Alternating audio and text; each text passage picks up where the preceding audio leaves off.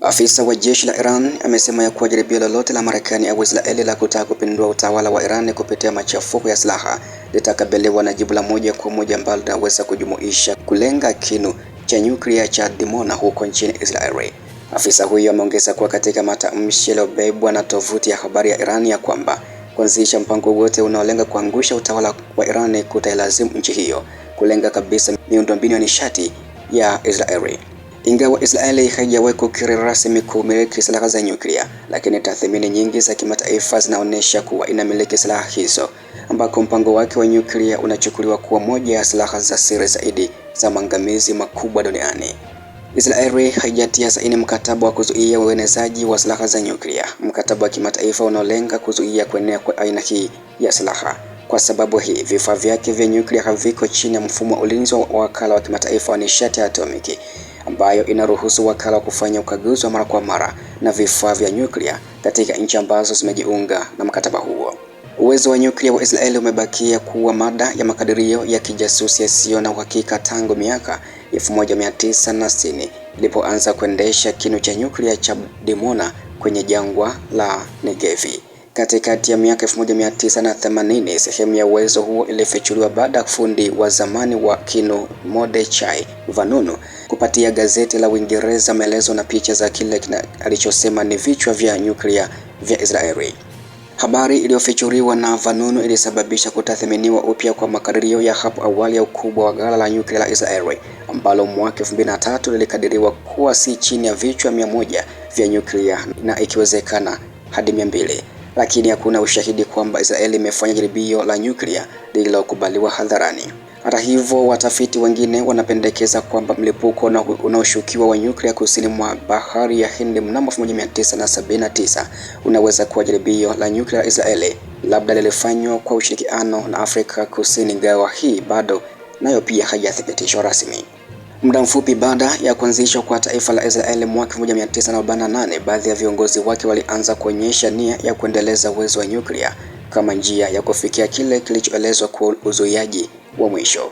Mnamo mwaka 1952, tume ya nishati ya atomiki ya Israeli ilianzishwa, ambayo ilifanya kazi kwa karibu na jeshi, na kufikia mwaka 1953 Israeli ilikuwa imeanza kuchimba urani kutoka kwa fosfeti katika jangwa la Negev, na pia ilikuwa imeunda uwezo wa kiufundi unaohusiana na utengenezaji wa nyenzo za kimsingi zinazohitajika kwa mpango wa nyuklia. Ili kubuni na kujenga kinu cha nyuklia, Israeli iliomba usaidizi kutoka kwa Ufaransa, ambayo ilikubali kushirikiana nayo, ambao kulingana na makadirio hayo ya watafiti katika masuala ya usalama wa kimataifa, walisema makubaliano ya siri yalifanywa mwishoni mwa miaka 1950 kati ya Ufaransa na Israeli, ambayo ilisababisha ujenzi wa kinu cha Dimona katika jangwa la Negev.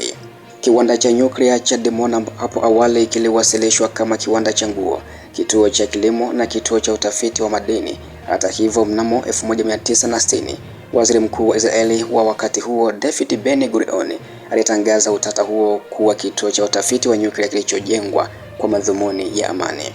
Marekani ilikuwa imeelezea wasiwasi wake baada ya picha zilizopigwa na ndege za kijasusi za US U-2 mnamo 1958 kufichua kazi ya ujenzi kwenye kinu huko Dimona.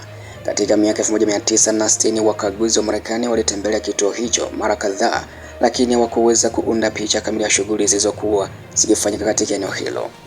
Lakini pia baadhi ya watafiti wa usalama wa kimataifa wanakadiria kuwa Israeli imechukua hatua za kuficha sehemu za kituo hicho, ikiwa ni pamoja na kuweka paneli bandia za kudhibiti na kufunga korido zinazoelekea katika baadhi ya maeneo ya ndani kabisa ya jengo hilo.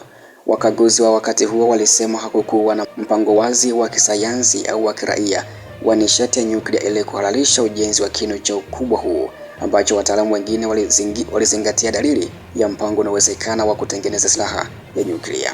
Lakini mnamo mwaka 1968, tathmini ya CIA ilihitimisha kuwa Israeli ilikuwa imeanza kutengeneza silaha za nyuklia baada ya miaka uvumi kuhusu ukubwa wa silaha zake za nyuklia. Kauli ya Iran ya kutishia kulenga kinu cha nyuklia cha Dimona Nuclear Research Center nchini Israeli inaongeza kiwango cha taharuki katika mvutano mkubwa unaoendelea kati ya Iran, Israeli na mshirika wake mkuu Marekani. Tukio hili lina uzito mkubwa wa kisiasa na kijeshi kwa sababu Dimona inaaminika kuwa kiini cha uwezo wa nyuklia wa Israeli ambao kwa miongo kadhaa umeendelea kuwa siri ya kimkakati ya taifa hilo.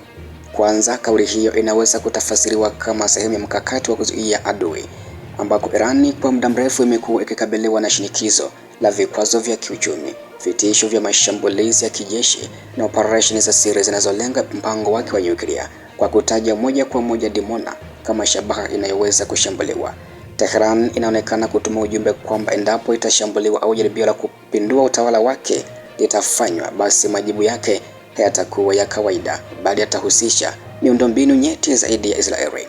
Pili, tisho la kushambulia kituo cha nyuklia linaibua wasiwasi mkubwa mno wa usalama wa kikanda na kimataifa, kwani shambulio lolote dhidi ya kinu cha nyuklia kinaweza kusababisha hatari kubwa ya kimazingira na kibinadamu ikiwa kutatokea kuvuja kwa mionzi. Hii ina maana kwamba mgogoro wa kijeshi unaweza kugeuka haraka kuwa janga la kimataifa linaloweza kuathiri nchi nyingi za Mashariki ya Kati. Tatu, suala la silaha za nyuklia za Israeli limekuwa likijadiliwa kwa muda mrefu katika diplomasia ya kimataifa, ingawa Israeli haijawahi kukiri rasmi kuwa na silaha hizo, lakini wachambuzi wengi wanaamini kuwa taifa hilo lina akiba kubwa vichwa vya nyuklia. Hali hii imeifanya Israeli kufuata sera inayojulikana kama nuclear ambiguity, yaani kutokubali wala kukataa wazi uwezo wake wa nyuklia. Lakini mkakati huu unalenga kuzuia maadui wake bila kulazimika kuingia katika majadiliano ya kimataifa kuhusu udhibiti wa silaha hizo.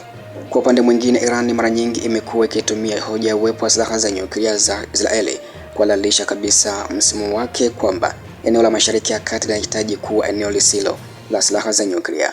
Hata hivyo, mataifa ya Magharibi yanaendelea kuishinikiza Iran kutokana na hofu ya kwamba mpango wake wa kinyuklia unaweza kutumiwa kutengeneza silaha za nyuklia siku zijazo. Kwa ujumla, tisho hili linaonyesha jinsi mvutano kati ya Iran na Israeli unavyozidi kwa hatari na usiotabirika. Ikiwa matamshi haya yataendelea kuambatana na hatua za kijeshi au mashambulizi ya moja kwa moja, basi Mashariki ya Kati inaweza kuingia katika kipindi kipya cha mgogoro mkubwa ambao unaweza kuvuta pia nguvu kubwa za dunia. Asante sana kwa muda wako. Pia kwa taarifa zaidi endelea kututembelea kila siku na kila wakati kwa habari zote kutoka kimataifa, lakini pia kitaifa. Usiache kushare, kulike na kusubscribe ili pia taarifa zetu hizi iwe rahisi kuzipata kwako. Lakini kumbuka tu ya kwamba pia cha msingi zaidi kisha kwamba una like na kushare taarifa zetu hizi ili pia na wengine siweze kuwafikia, hasa pia kufahamu hicho ambacho tunakiripoti kila siku kutoka Mashariki ya Kati. Asante sana kwa muda wako. Pia karibu sana kwa baadaye kwa taarifa zingine zaidi katika siku leo, ambako pia taarifa zaidi zitazidi kukujia hapa hapa kwenye chaneli yako pendwa kabisa ya JM TV.